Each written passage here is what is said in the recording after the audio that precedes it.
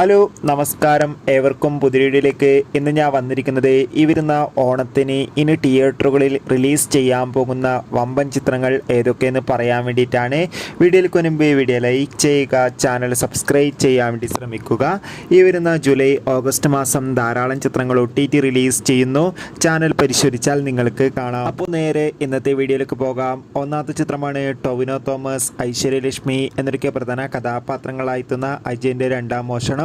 ചിത്രം വരുന്ന ഓണക്കാലത്ത് തിയേറ്ററുകളിൽ എത്തുമെന്ന് കൺഫേം ആക്കിയിട്ടുണ്ട്.